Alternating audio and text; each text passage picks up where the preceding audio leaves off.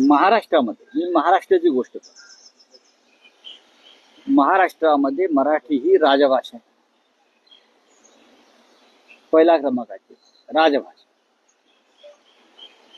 मुळात मराठी सक्तीची करा आधी. आधी आईची जी अवस्था चाललेली आहे माय मराठीची, या मुख्यमंत्र्यांनी त्या माय मराठीवरती आधी आपलं लक्ष दिलं पाहिजे. अजूनही आपली मराठी भाषा महाराष्ट्रात सक्तीची झालेली नाही. कागदावर झाली असेल सरकारी. उद्योग, व्यवसाय, नोकरी, संवाद ह्याच्यात ती सक्तीची जोपर्यंत होत नाही तोपर्यंत मराठी माणसाला इथे स्थान राहणार नाही. भारतीय जनता पक्षाचे लोक येतात प्रमुख, घाटकोपरला जातात, घाटकोपरला भाषण करतात. ती घाटकोपरची भाषा गुजराती. अन्य कुठेतरी जातात, इकडली भाषा अमुक अमुक अमुक. मराठी विषयी कधी तुम्ही भारतीय जनता पक्षाच्या लोकांना ठामपणे बोलताना पाहिलंय का? कधीच नाही. याचं कारण या महाराष्ट्राच्या निर्मितीमध्ये ह्या लोकांचं योगदान नाही. संयुक्त महाराष्ट्राचा लढा असेल, बेळगाव कारवार सीमा प्रश्न असेल, आताही तिकडे बेळगावामध्ये मराठी भाषेवरती एवढा अत्याचार होतो आहे. कधी इकडे भारतीय जनता पक्षाच्या लोकांनी तोंड वर केलंय का त्यांचं? पण आता हिंदी लादतायत. हिंदीला देशामध्ये, मी महाराष्ट्रात नाही देशामध्ये विरोध असण्याचं कारणच नाही. हिंदी या देशातली एक संवाद भाषा आहे. जरी त्याला घटनात्मक वैधता नसली तरी सुद्धा आम्ही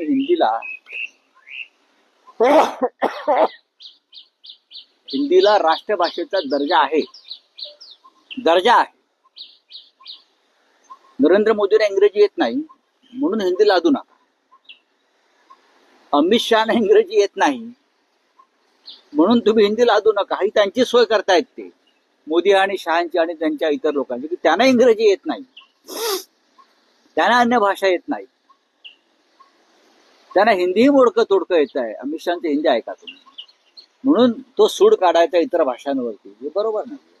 महाराष्ट्रासारख्या राज्यामध्ये, खास करून मुंबई, जी हिंदी सिनेसृष्टीचं प्रमुख ऊर्जा आहे, जिथून हिंदी सिनेमा बनतो, जिथे हिंदी भाषेचा उगम होतो, तिथे तुम्ही आम्हाला कशाला हिंदी सक्तीची करता?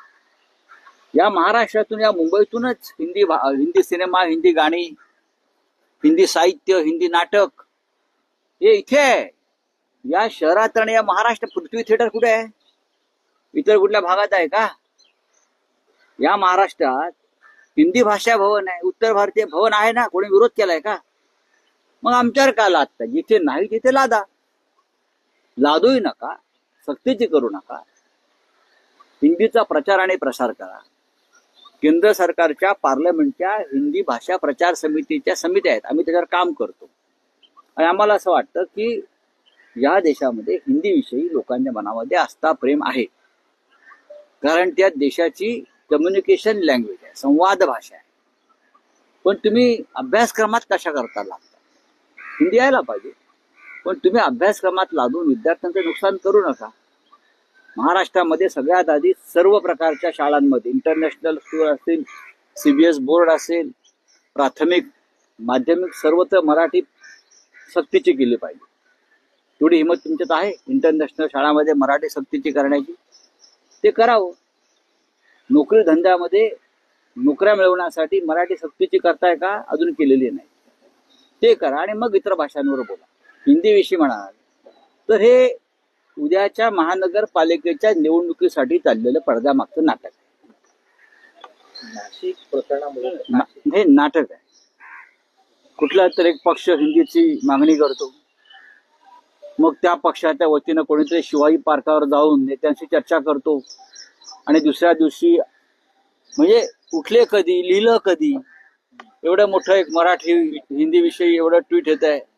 बहुतेक ते कुठल्या तरी बंगल्यावरून, सागर बंगल्यावरून किंवा कुठल्या तरी बंगल्यावरून ट्विट तयार करून आलं होतं. इतकी तत्परता असू शकते. मराठीविषयी प्रेम आहे ना आम्हाला, पण दुसऱ्या भाषेचा आम्ही द्वेष करणार नाही, पण लादू नका विद्यार्थ्यांवरती, हे ओझं लादू नका, एवढं आमचं म्हणणं आहे. आणि महाराष्ट्राला, मुंबईला हिंदी शिकवण्याची किंवा लादण्याची गरजच नाही. ज्या नगरामध्ये या जगातला उत्कृष्ट हिंदी सिनेमा तयार होतो, आतापर्यंत लाखो सिनेमे हिंदी तयार झाले, हिंदी गाणी तयार झाली, ती जगभरात गाजतात, आम्ही गुणगुणतो, आम्ही सिनेमे पाहतो. मग आम्हाला कशाला तुम्ही हिंदी शिकवताय? शिकवू नका आम्हाला, तुम्ही गुजरातला शिकवा. तर मनसेचं म्हणणं आहे की आम्ही हिंदी नाही हिंदू आहोत. ते ठीक आहे हो, ते कुठून तरी आलं, स्क्रिप्ट वाचू नका. तुम्ही कधी हिंदू झालात? कधी मराठी असता, कधी हिंदू असता, कधी बिंदू असता, कधी सिंधू असता?